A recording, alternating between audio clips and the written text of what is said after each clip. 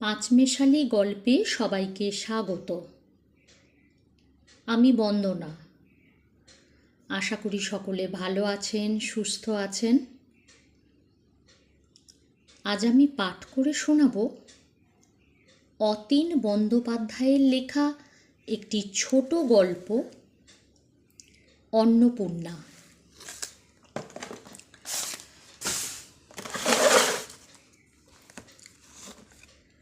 প্রণাম করো, তোমার দিদি শাশুড়ি। ভিড় থেকে আত্মীয় পরিজনের কে কথাটা বললেন চাঁপা বুঝতে পারল না। প্রায় অন্ধকার ঘরে তিনি শুয়ে আছেন। ঘরে ওষুধের গন্ধ, ডেটলের গন্ধ কিংবা ফিনাইলের গন্ধ, ঠিক কিসের গন্ধ সে বুঝতে পারছে না। সারা রাস্তায় ট্রেনের ধকল গেছে। বিয়ের পাট চুকতে হোমের কাজ শেষ করতে প্রায় রাত কাবার। সারা রাত ঘুমোয়নি। সকালেও বান্ধবীরা ছেড়ে যায়নি, ঠাট্টা তামাশায় তাকে উদ্ব্যস্ত করে রেখেছিল। ট্রেনে সামান্য ঝিমুনি, ঘুম বলতে এইটুকুই। শেষে এই বাড়ি। বাবা বলেছেন, এখন থেকে আমরা আর তোমার কেউ না। বাবা জীবনের হাত ধরে বলেছেন, দেখো বাবা, ভুল ত্রুটি হলে শুধরে নিও। বেয়াইকে বলেছেন, আমার ঘর খালি হয়ে গেল, আপনার ঘর ভরে গেল, আপনি ভাগ্যবান। এমন নানান কথাই মনে পড়ছিল তার। শেষ পর্যন্ত প্রায় অন্ধকার ঘরে কারা তাকে যে নিয়ে এলো, পাশে রূপক আছে এই রক্ষা। সে এখনো কাউকেই নিজের মনে করতে পারছে না। অপরিচিত মানুষজন যে যা বলছে করে যাচ্ছে।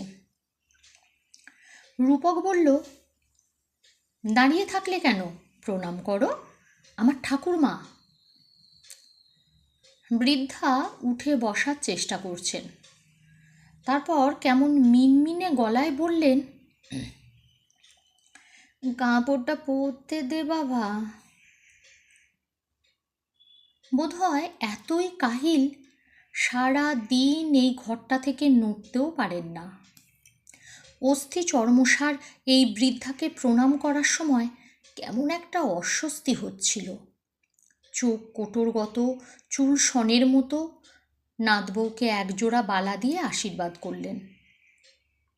রূপকের সম্পর্কে এক পিসি বালাজোড়া পরিয়ে দিল। সে তো কিছু বলতে পারছে না, বুড়ি ঠাকুমার দিকে তাকাতে পর্যন্ত ভয় পাচ্ছে। বুকের হাড় পাঁজর দেখা যায়। কতক্ষণে যে বের হয়ে আসবে সে। এই বাড়িতেই তাকে থাকতে হবে। তিনি যদি ঘরের বার না হতে পারেন অস্বস্তি কম হবে। যদি বের হতে পারে, সারা দিন প্রায়, তবে চামড়া দিয়ে ঢাকা একটা কঙ্কাল তার সঙ্গে ছায়ার মতো ঘুরে বেড়াবে। কেমন একটা আতঙ্ক ধীরে ধীরে তাকে গ্রাস করছিল। রাতে রূপক বুকে টেনে নিলে বলল, তোমার ঠাকুমার কি অসুখ? অসুখ হবে কেন, বয়সের ভার। চলাফেরা করতে পারেন, তবে বিছানা থেকে একা নামতে পারেন না, ধরতে হয়। দেয়াল ধরে হাঁটেন। বিছানায় পড়ে থাকলে বেডশোর হতে পারে। বাবাকে জমের মতো ভয় পান। সকালে বাবা ধরে নিয়ে যান, বারান্দার ইজি চেয়ারে বসিয়ে দেন। যেখানে বসিয়ে দেবেন আর নড়বেন না। চাঁপা বলল, জানো, আমার না ভয় করে। কিসের ভয়? কি ভয় বুঝতে পারছি না। সে বলতে পারছে না। বাথরুম কিংবা কোনো কাজে একা পড়ে গেলে তিনি যদি হেঁটে এসে সামনে দাঁড়ান, তার সাহস নেই সামনে দাঁড়িয়ে থাকার। বাড়িটাতে অবশ্য লোকজন কম না। শ্বশুর, শাশুড়ি, ননদ, জা এবং তাদের ছেলে মেয়ে, 2 মেয়ের জামাই। বাড়িটায় অনেকগুলি ঘর। ঘরের মতোই মানুষজনেরা গিজগিজ করছে। ছোট 2 দেওর ঠাকুমাকে টেনে তুলে দাঁড় করিয়েছে। বুড়ি রসিকতায় বেশ তুখোড়। কিলা, কোমরে জোর আছে তো? দেখিস মিনসের চাপে যেন তুবড়ে যাস না। অশ্লীল কথাবার্তা।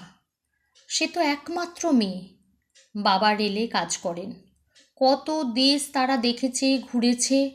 মা, বাবা আর সে স্কুলের বাসে ফিরেছে, কোয়ার্টারের লনে ব্যাডমিন্টন খেলেছে, সাদা ফ্রক গায়ে, পায়ে কেডস, তারপর তার নিজের টেবিল। জটায়ুদা এক গ্লাস দুধ নিয়ে হাজির। দুধ দেখলেই তার মাথা গরম। কত সাধ্য সাধনা! এবং সে কখনো কোনো বুড়ো মানুষ বাড়ির আত্মীয় স্বজনদের মধ্যে দেখেনি। এমন অস্থি চর্মসার তো নয়ই। তার দাদুমণি, ঠাকুমা, দিদিমা, দাদু বেড়াতে এসেছেন, কিন্তু কি সবল আর হাসি খুশি! মানুষের মুখ তোবড়ানো টিনের মতো হয়, আর দেখলে ভিতরটা এত ঠান্ডা মেরে যায়, রূপকের ঠাকুমাকে না দেখলে বিশ্বাসও করতে পারত না। কি বিকট চোখ মুখ, ঠোঁট দুটো সাদা, ঠোঁটের কষে ঘা। দাদামণি মারা গেলে বাবা একা গেলেন। ঠাকুরমার এখন তখন, বাবা সবাইকে নিয়ে দেশের বাড়িতে গেলেন। সেও কাটোয়া স্টেশনে নেমে ছোট্ট লাইনে, তারপর কিছুটা গরুর গাড়ি এবং হাঁটা পথে। সে যে খুব বিরক্ত বাবা ফিরে এসে ভালোই টের পেয়েছিলেন, তবে বাবার জ্ঞাতি গোষ্ঠীর কেউ বুঝতে পারেনি। গাঁয়ের বাড়িতে চাঁপার দম বন্ধ হয়ে আসছে। ময়লা নোংরা জামা কাপড়, হাঁটুর ওপর ধুতি, গালে 2-5 দিনের বাসি দাড়ি, দরকচা মারা সব মানুষজন। আলাদা বাথরুম নেই, আলো নেই, পাখা নেই। সে হাঁপিয়ে উঠেছিল। এই বাড়িটায় সব আছে। একতলা বাড়ি, বিশাল ডাইনিং স্পেস, ছেলেদের আলাদা ঘর। শেষ দিকের দুটো ঘরে রূপকের বাবা মা থাকেন। সে রূপকের বাবাকে এখনো বাবা বলে ডাকতে পারছে না, তবে রূপকের মাকে মা ডাকতে সংকোচ হচ্ছে না তার। সে সারাদিনই মা মা করছে। বাড়িটা সব এত সুন্দর, কেবল বিকট ভুতুড়ে বুড়িটা। বাড়িটাকে হত কুৎসিত করে রেখেছে ওই বুড়িটা, একদম বেমানান। বৌভাত হয়ে যাবার পর বাড়ি খালি হয়ে গেল। চাঁপা এখনো কাজে হাত দেয়নি। মা বলেছেন, তোমরাই তো করবে, আমার তো বয়স হয়ে গেল, আর পেরেও উঠি না। কাজের লোকের হাতে রান্না কেউ খেতে চায় না, তৃপ্তি পায় না। নিজের মানুষদের জন্য রান্না বান্নায় আনন্দ আছে চাঁপা, আনন্দটা খুঁজে নিতে হয়। যতদিন পারবো করব, তারপর তোমরা ছাড়া কে করবে? চাঁপা দরজার পাশে হেলান দিয়ে সব শোনে। নাও, তোমার ঠাকুমার ঘরে চা দিয়ে এসো। ব্যাস, শরীরে জ্বর এসে যায়। বুড়ি কিভাবে পড়ে আছে কে জানে। ঘরটায় ঢুকতেই তার ভয় হয়। সারা গা চুলকায়, মরা মাস ওঠে, হাঁটুতে দগদগে ঘা। মলম লাগানো বলে ঘা আরও কুৎসিত দেখায়। ঘরে ঢুকলে পচা গন্ধও পায়। পা দুটো অস্বাভাবিক ফোলা, যেন টিপে দিলে পুঁজ রক্ত বের হয়ে আসবে। মাথার চুল কাগে বগে ঠুকরে নিয়েছে। মা, ঠাকুমা সকালে চা খায় বুঝি? খায় পেলে? বুড়ো মানুষ, মাথাও ঠিক নেই। সবাই খেলে তাকে দিতে হয়। খান না খান দেখি না। খুশি থাকলে খাবেন, অখুশি থাকলে কিছুতেই খাওয়ানো যাবে না। তোমাকে দেখে খুব আহ্লাদ হয়েছে, গুনগুন করে গান গাইছিলেন। তোমার বাবাকে ডেকে বললেন, নতুন বউকে আমার পাশে বসে থাকতে বলো তো। মা, কি? আমার বাথরুম পেয়েছে।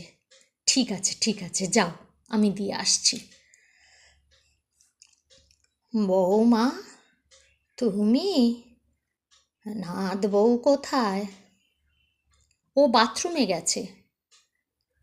আমার নাত বউ কি সুন্দর, ঘর আলো করে রেখেছে। ও ও যখন কাছে থাকে আমার বড় আনন্দ হয়। চাঁপা বাথরুমে ঢুকে অক অক করে বমি করল। কেন অক উঠে এলো বুঝতে পারছে না। তারপর মুখ মুছে আয়নায় মুখ দেখল। বড় সিঁদুরের ফোঁটা কপালে, সিঁথিতে সিঁদুর রক্তবর্ণ ধারণ করে আছে। সে যে সত্যি ঘর আলো করে আছে আয়নায় নিজেকে দেখলে আরও বেশি টের পায়। ভুরু প্লাক করা, চোখে আইল্যাশ। সকালে ঘর থেকে বের হবার সময় এক্কেবারে পরিপাটি হয়ে বের হয়েছে। ঘরে ঘরে অ্যাটাচড বাথ। রূপক ঘরে নেই, ঘরে ঢোকার আগে দরজা বন্ধ করে দিয়েছিল। বাড়িটা এত সুন্দর, আর এই বৃদ্ধা বাড়িটাতে কেন যে আছে, না থাকলে কি ক্ষতি ছিল। বাড়ির এক কোণায় পড়ে থাকলেও যেন এক কদর্য অনুভূতি সারা বাড়িটায় ছড়িয়ে রেখেছে। তোমাকে ডাকলাম, সাড়া পেলাম না, কোথায় ছিলে? মা, আমি শুনতে পাইনি, ঘরেই ছিলাম। আতঙ্ক আবার সেই অন্ধকারে মৃত পায় এক রমণীর কাছে তাকে গিয়ে না দাঁড়াতে হয়। মা বললেন, ভয় কিসের? যা কিছু দেখছ সবই তাঁর দয়ায়। তিনি ছিলেন বলে এই সংসার। তোমার বাবারা তো 4 ভাই 2 বোন, কেউ ফেলনা নয়। তিনি তো গাছের মতো আছেন। কত সকালে ফুল ফুটেছে, ফল হয়েছে, তারপর হাওয়ায় বীজ উড়ে গেছে কখন তিনি নিজেও জানেন না। বীজ এখন গাছ হয়ে গেছে, নতুন গাছে নতুন ফুল ফল সব কিছু। তাঁকে ভয় পাবার কি আছে, তিনি তো ন্যাড়া গাছ। শাশুড়ি মা ঠিক ধরে ফেলেছেন। সে ঘরটায় যেতে অস্বস্তি বোধ করছে, বরং নিজের মতো বৌমা কাজ খুঁজে নেয়। ঘরে ঢুকে টেবিল চেয়ার ঝাড়ুন দিয়ে পরিষ্কার করে, গ্রিলের ময়দা ন্যাকড়ায় মুছে নেয়। এক দণ্ড যেন তার বসে থাকার উপায় নেই। আসলে তিনি কখন কী বেশে থাকবেন তাও বলা যায় না। সর্বাঙ্গ খালি, কেবল কোমরের নিচে কোনো রকমে কাপড়টুকু গুজে রাখেন। গায়ে কিছু রাখতে পারেন না। বুক শুকিয়ে স্তন দুটি জরুলের মতো হয়ে গেছে, চামড়া কুঁচকে অসাড় হয়ে গেছে। মানুষকে তো আর মেরে ফেলা যায় না যতদিন আছে, সেবা শুশ্রূষা করে যেতেই হবে। চাপা সারাক্ষণ এঘর ওঘর করে, শুধু ওই ঘরটার দিকেই তাকাতে পারে না। খেতে বসলেও অস্বস্তি। কখন না বের হয়ে এসে পাশে দাঁড়ান, মাথায় হাত রেখে নাত বউকে আদর করেন। পারতপক্ষে সে একা খেতে বসে না, খাওয়া তো নয় যেন গেলা। তারপর নিজের ঘরে সারা দুপুর দরজা বন্ধ করে থাকা। রূপকের মোটর বাইকের শব্দ পেলেই সে উঠে বসে, জানালা খুলে মুচকি হাসে। ধরে তার প্রাণ সঞ্চার হয়। ওই ঘরটা এড়িয়ে চলার বিষয় ধীরে ধীরে সবার নজরে পড়ে গেছে। চাঁপা অপরাধী মুখে সবার সঙ্গে কথা বলে। শ্বশুরমশাই ঘরে তখন শাসাচ্ছেন, কাপড় খুলে ফেলেছ কেন? চলো চলো, বারান্দায় বসবে। শরীরে কি আর কাপড়ের দরকার আছে বাবা? কাপড় যে আর রাখতে পারি না। এখন থাক, সময় হলে না হয় কাপড় দিয়ে আমার সারা শরীর ঢেকে দিস। বাবা বোধ হয় জোর করে সায়া পরিয়ে দিচ্ছে। বুড়ির চিৎকার, আরে অধমের ব্যাটা, আমাকে তুই মেরে ফেলতে চাস? শরীরে কিছু না থাকলে কি হয়, কি হয় শুনি? চাঁপা জানে বাবা নিজেই বুড়ির কাপড় সায়াতে গুঁজে সারা শরীর কাপড়ে ঢেকে ধরে ধরে বারান্দায় এনে বসিয়ে রাখবেন। যতক্ষণ পারা যায় ঝিম মেরে বসে থাকেন আর বিড়বিড় করে বকেন। সাপ সাপান্ত করেন কি না কে জানে, কারণ বুড়ি যে দিকটায় সে তার বিপরীত দিকে। চোখ পড়ে যাবে ভেবে সে এখন সোজা তাকিয়েও হাঁটে না। দেখলেই বমি উঠে আসে। মানুষ তো না, কঙ্কাল। রাতের বেলা ঘরে একলা ঢুকতেও ভয়। রূপক কিছুক্ষণ তার ঠাম্মার ঘরে বসে মজা করে। অন্য দুই দেওর মন্টু ও রন্টুও ঠাম্মাকে নিয়ে রঙ্গরসে মেতে যায়। তার তখন রাগ হয়, ঘেন্না পিত্তি নেই এদের। রূপক ঘরে ঢুকে দরজা বন্ধ করে জড়িয়ে ধরতে গেলেই এক কথা, না, আমার কিছু ভালো লাগছে না, হাত পা ভালো করে ধুয়ে এসো। তারপর চোখের জলে ভাসায়, বাপের বাড়ি দিয়ে আসতে বলে। এত আতঙ্ক আর অস্বস্তি নিয়ে সে এই সংসারে আর লেপে থাকতে রাজি না। বুড়ির শেষ খবর পেলে সে আবার ফিরে আসবে, তবে মুখে কিছু বলে না। মাঝে মাঝে বাপের বাড়ি যাবার জন্য বায়না ধরে ঠিকই, কিন্তু সবাই বুঝিয়ে বললে নিজেকে কেন জানি বোকা লাগে। রূপককে ছেড়ে থাকতেও তার এখন কষ্ট। কী যে করে সে। সারা দিন আজ সে ওদিকে মারায়নি। সে আজ বেশ খুশি। জানালায় তার মুখ যে যায় সেই বলে, ধীরাজবাবুর পুত্রবধূ লক্ষ্মী প্রতিমা। কি সুন্দর চোখ আছে ভদ্রলোকের। সে তখন আয়নায়, সে তখন বাথরুমে নিজেকে দেখতে দেখতে কেমন অভিভূত হয়ে পড়ে। পুষ্ট স্তন, উড়ুমুলে বিজলি বাতির প্রভা, কালো মেঘের মতো চুলের ঢেউ, আর শরীরে আশ্চর্য সুষমা। বড় হতে হতে টের পেয়েছে শরীরে একটা ফোসকা পড়লেও কষ্ট। নামি লোশন এবং বাজারের সব বিজ্ঞাপনের ছবির মতো তার বাড়িটায় উড়ে বেড়াতে বেশ ভালো লাগে। কেবল ওই ঘরটার দিকে চোখ গেলেই হিম হয়ে যায় শরীর। সাঁঝবেলার আগেই ছাদ থেকে সে সবার জামা প্যান্ট শাড়ি সায়া নামিয়ে আনে। রবিবার বলে রূপক বিছানায় আটকে রেখেছিল। সারা দুপুর বিকেল সে শরীরের সর্বস্ব দিয়ে রূপকের সঙ্গে মেতেছিল। তারপর বাথরুম এবং আয়না, পাতায় আইল্যাশ, চোখের নিচে নীলাভ রঙের পালকের স্পর্শ সেরে যখন বের হয়ে এলো, এক্কেবারে অপসরা।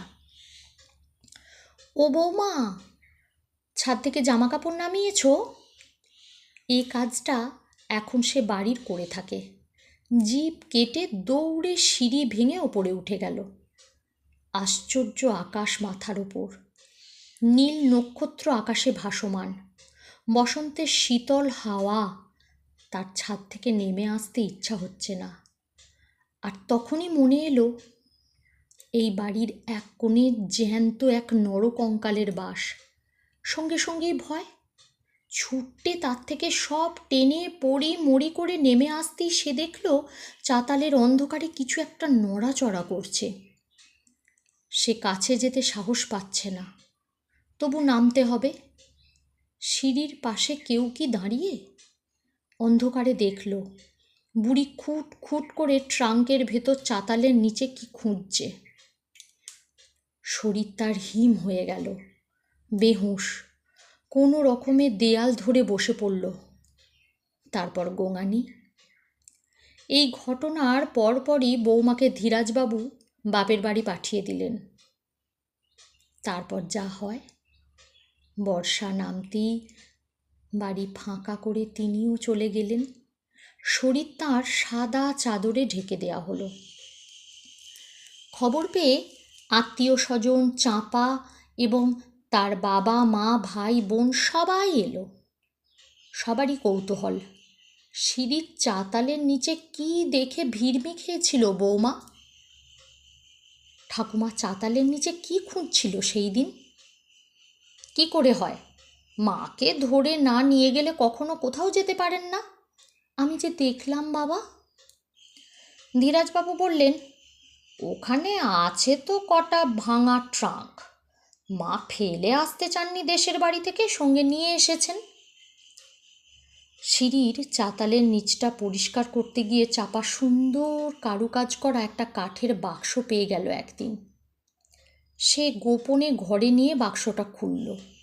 কিছুই নেই, সাদা ন্যাকড়ায় জড়ানো একটা খাম, খুব যত্নের সঙ্গে রাখা। খামে আশ্চর্য সুন্দর এক টুকটুকে নতুন বইয়ের ফটো। সে ছুটে গেল বারান্দায়। ধীরাজবাবু চা খাচ্ছিলেন। কি ব্যাপার, হাঁপাচ্ছ কেন? দেখুন দেখুন, কি সুন্দর না দেখতে নতুন বউটিকে। ছবিটি দেখে ধীরাজবাবু বললেন, আমার মার ফটো। যেই বাড়িতে আসতো বলতো, হ্যাঁ অন্নপূর্ণাই বটে, কি সুন্দর চোখ মুখ। ছবিটা মা কিছুতেই হাতছাড়া করতো না। কোথায় পেলে তুমি? আমরা কিছু বললে বলতেন, কোথায় রেখেছি মনে করতে পারছি না। মা বোধহয় সেদিন সিঁড়ির চাতালের নিচে ছবিটা খুঁজতে গিয়েছিলেন। নিজের ছবির সঙ্গে মানুষের শেষ ছবির তফাৎ কত খুঁজে দেখছিলেন বোধহয়। গল্প পাঠ ভালো লাগলে লাইক, কমেন্ট, শেয়ার করবেন। আর আমার আরও গল্প শুনতে হলে আমার চ্যানেলটিকে সাবস্ক্রাইব করে আমার পাশে থাকবেন। আবার আসবো অন্য এক গল্প নিয়ে। সকলে ভালো থাকুন। নমস্কার।